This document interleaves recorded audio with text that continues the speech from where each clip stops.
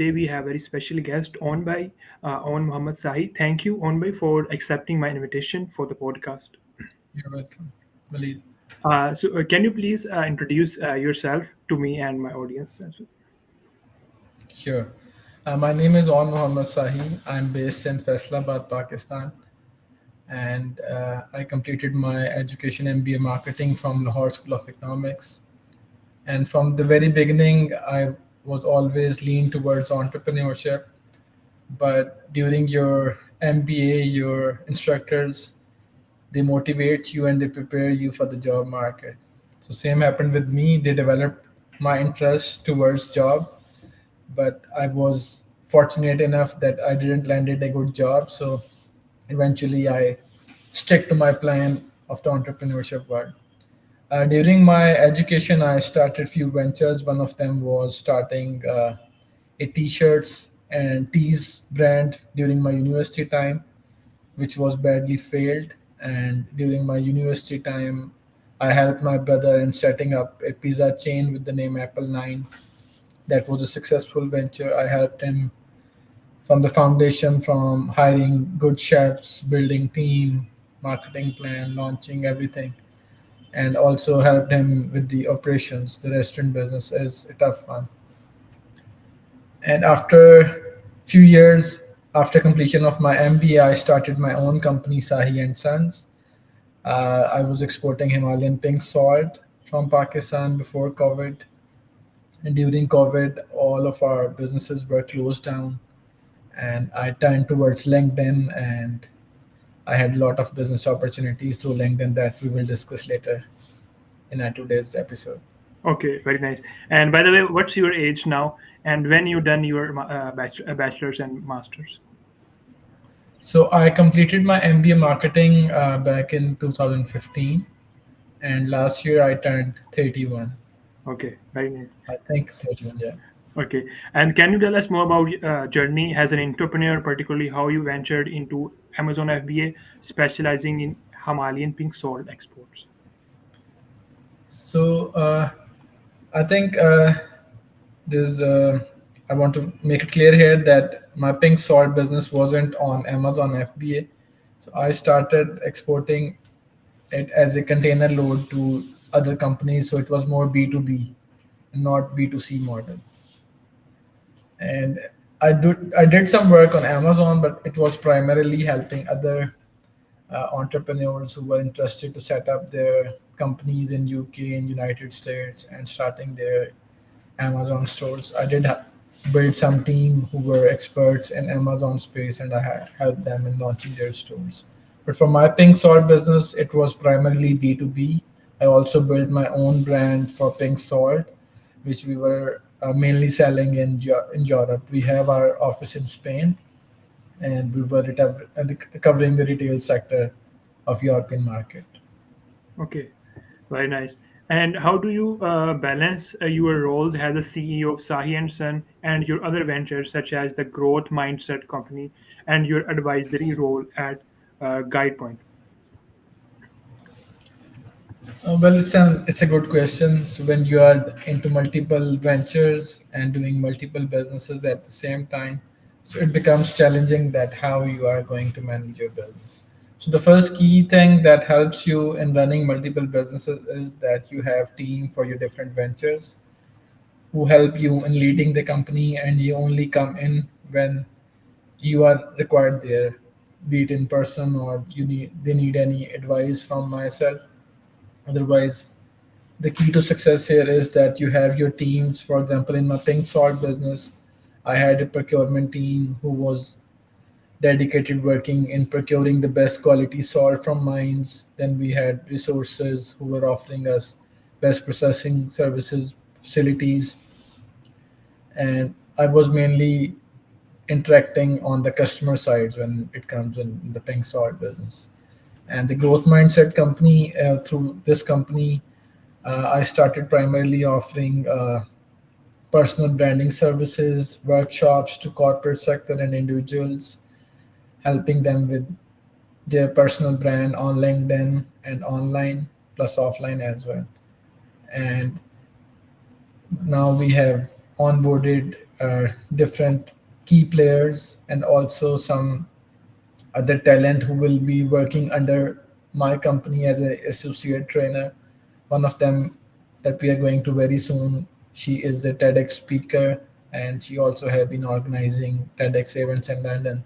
So she'll be working with my company as an associate trainer, where we are going to help individuals preparing them for the TEDx talk and also helping companies with their communication companies team with their on presentation skills, communication skills, and mindset. That's the area we are also going to cover. See, very nice. And how many employees or you have how many peoples of team working in Sahi and Sons and other your ventures, if you want to share? So for our Sahi and Sons, we had mainly the team procurement team at mine. So those are mainly contractual laborers that they vary in size, but they were between 15 to 25 people who were procuring salt from the mines. Then we had facilities packaging labor that is also around between 10 to 12%. So it varied around what was required and as per the demand of our product. Okay. And your background includes studies at Lahore School of Economics. How has your academic background influenced your entrepreneurship journey? Entrepreneur, entrepreneurial journey. Education definitely plays a vital role, but in my case, uh, I was introduced to the entrepreneurship ecosystem at very early age. I was only 6 years old when I used to accompany my father.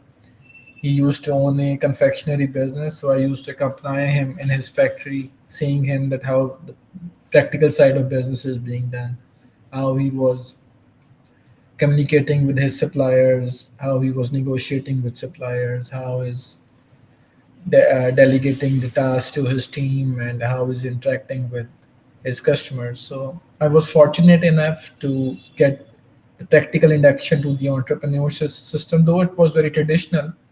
But even when I started my education, so I was very clear that how the business world works. And Lahore School of Economics definitely it helped me in my grooming and in my networking, especially. And I learned a lot that how networking is an essential part within your university, and those people who were coming from different companies, Coca-Cola and all FMCG sector. That's where I also built my LinkedIn account, and I wasn't aware that what's the purpose of LinkedIn, but I just use it to build my network. So definitely, LSE and my education played a big role, particularly in starting of my pink salt business. I went to Europe in 2013 to Model United Nations conference. And when I visited Europe, I traveled around different countries and I also visited supermarkets. There I saw that there are a few brands for pink salt, but no, there was no brand from Pakistan. So we as kids are usually being taken to Kyoda mine, so we are familiar that pink salt is originated from Pakistan. So my pink salt idea actually came in 2013 when I visited Europe first time for the first time, and I continued with that venture after my education in 2016. Very nice. And where is Himalayan salt located in Pakistan? Like, at which region? Pink salt, so there are around 11 mines in different regions. It starts from here, Kyoda mine salt range, and it goes until the Kalabag region. It's near Mianwal. So, So there are a lot of Varcha mine. Then we have Kyoda mine range. okay. So And this is the main region for pink salt. okay, as a seasonal traveler, how has your exposure to different cultures and market shaped your approach to business and international trade? I used to travel as taking it as a leisure trip, but traveling gives you a lot of exposure both for your personal grooming as well as your professional grooming, and it helps you both in your personal life and your professional life. So I traveled around Europe. I have been to United States, traveled all the Middle East region, and traveling is something that everyone should avail this opportunity if they are If they're given this opportunity, you learn a lot from traveling. I have made a lot of friends, a lot of quality connections all around the world just through traveling. And LinkedIn have further aided me in making friends from wherever I land. I do have friends there to meet me. That's very nice. That's a key point, I think. Uh, Yeah. could you share some insight into challenges and opportunities you have encountered in the global sourcing and export of Himalayan pink salt? If we particularly talk about pink salt, initially the challenge was that it's a pink salt industry is a cottage industry here in Pakistan. So you don't have a very developed supply chain. The supply chain is broken, disrupted. You have to build your reliable partners, be it you are sourcing from mines or you are partnering up with the processors. So the sourcing part is challenging for pink salt. That's why not there are no big players in this business. Yet it's a huge the demand for this product is huge around the globe. And secondly, exporting of pink salt is also challenging because a lot of prohibited substances are also being exported along with such products, and you have to go through hard scrutiny of anti-narcotics forces and customs. But all the businesses come with these challenges, and when you take these challenges as an opportunity, you turn the situation in your favor. And for the global sourcing during COVID, I was procuring medical supply products and equipments from China and within UK and USA.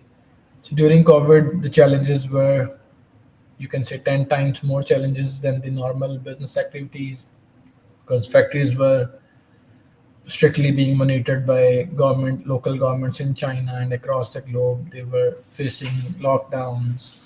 Then we were also having a lot of issues in moving our shipments out of China because ports were experiencing same issues with the COVID lockdowns, less staff, a lot of shipments in queue. But we worked. That's the name of the entrepreneurship, that you have to work out on challenges and you have to turn the adverse situation into your favor. Like COVID-19 was a big disaster and crisis period for the entire world, yet it turned out to be a blessing in disguise for me to build my business into a healthcare sector, which I wasn't aware of before COVID. Very nice.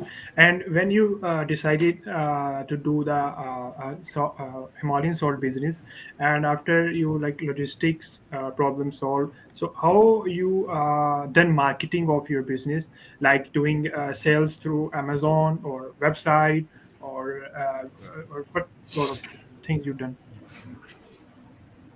So I made my account on Alibaba.com and I bought the gold membership. That was one of the channel I was using. Then I was also utilizing my Spain office resources to reach out to clients through our Spain office. Thirdly, we had a website, sahiandsons.com, and through so we also initially started reaching out to people who were already importing pink salt from Pakistan. And after my getting my first client from Alibaba, we went on after going towards exhibitions. I went to exhibitions in Middle East, Europe, United States, and that's where we starting good getting good quality clients. Okay, very nice. And you have been involved in various entrepreneurial endeavor and organizations like World Pro Net. How do these experiences contribute to your overall business strategies and leadership style? So these organizations definitely it played a big role in shaping me what I am today. That how I got an opportunity to work with people from different continents, different countries at different roles. At World ProNet, I was representing them as their continent head manager for Asia, and at this company, this connects different businesses to businesses in helping them in doing ethical sourcing, cost effective sourcing, and building long term reliable partners. So I help them in their clients connecting with Chinese manufacturers in other parts of South Asia and rest of the world. Okay, I also help them in building their team of interns in around 80 countries. wonderful. Your expertise spans areas like personal branding, content strategy, leadership development, and how do you integrate these skills into your businesses and advisory roles? So personal branding is something that I'm very enthusiastic about, and I believe that, and I preach the same thing that you need to take your personal brand seriously, because when you have a strong personal brand, it will take you to those rooms where you believe that you're not allowed to go. Or in other simple words, you can say that your personal brand will act as a key to unlock those areas where you are restricted to go, right?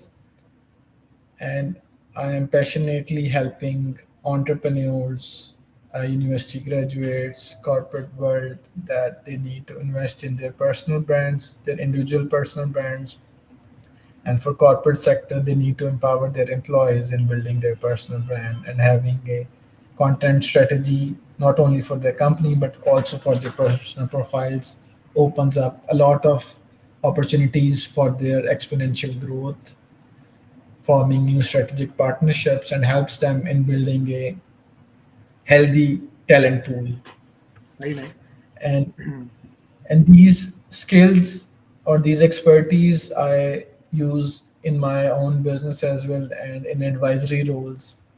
I help companies, I advise companies at how their personal brand, how their presence on LinkedIn, and how content marketing can help them grow exponentially. Very nice. And can you share some your favorite book or and also your channels, YouTube channels, or any website related to business and the personal branding like stuff? So mostly, I'm nowadays I read few newsletters that I really like. One of them is Saturday Solopreneur. It's by Justin Welch, and second one is Curiosity Chronicle by Sahil Bloom. So these are my two favorite newsletters that I read mostly. And YouTube channels, I used to watch some TEDx talks around my niche personal branding and marketing, and that's the content And mainly your I favorite focus on. book? Favorite book? I'm not very fond of books, so I hardly read few. I hardly read books. Okay. Yeah, And your favorite movie if you watch movies? I don't watch that much movies, but last movie I cannot recall it at the Okay, moment. no problem. What advice do you have for aspiring entrepreneurs looking to establish successful ventures in the global market, particularly in industry like e-commerce and international trade?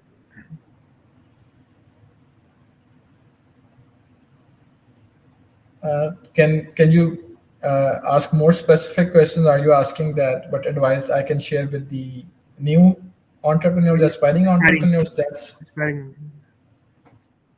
okay. So, regardless of industry, for what I advise to aspiring entrepreneurs is that always try to eat elephant by having one bite at a time. So, whenever you look at something as a big mountain or as an elephant, so you become paralyzed or you start procrastinating that this is something not achievable. But when you break down the big milestone into small day-to-day weekly steps, that's the way to go. Even you are starting your personal branding journey, and what I advise to aspiring entrepreneurs or those who are interested to build their personal brand on LinkedIn or other platforms is that start spending 30 minutes, 1 hour a day, and consistently show up. Don't try to spend 6 hours in one day and then spend 6 hours for first 3 days, and then after 1 week you are not even spending 6 minutes on that platform. So you have to consistently show up and consistently increase your time, but show up. But even for 10 minutes, start showing up, and your small efforts will start to compound. And if you are particularly focusing on international trade, so you definitely need to build your global network. You can start building your network through LinkedIn in your specific industry. Plus, you should visit different trade exhibitions regarding to your product Okay. and niche. Okay. Can you share some memorable experience or lessons learned from your time as a delegate at Model United Nations conferences and your internships with the Coca-Cola Beverage Pakistan Limited? Model United Nation conferences, I made a lot of friends there, and that was my first time back in 2013 when I went to Europe. So I made a lot of memories on knowing the culture of Europe and how people are working out there, and how you can travel from one country to another without any restriction or without anyone asking you that you're crossing the border. Made a lot of memories there, a lot of friends. And if I talk about my internship at Coca-Cola Beverages Pakistan Limited, so I learned a lot that how multinational they have their strong base in Pakistan, and how they work out, how they have action bias in not only their procedures or SOPs are strict, but they have strict following and actions on that as well. In my internship, I went on route riding with their order takers, and I went on the delivery vans, that how they are delivering, how the actual business is being done. Okay. Definitely there was a lot of learning at the internship as well at Coca-Cola. Okay. Finally, what are your future plans and the goals for Sahi and Sons and your other venture in ever evolving landscape of global business?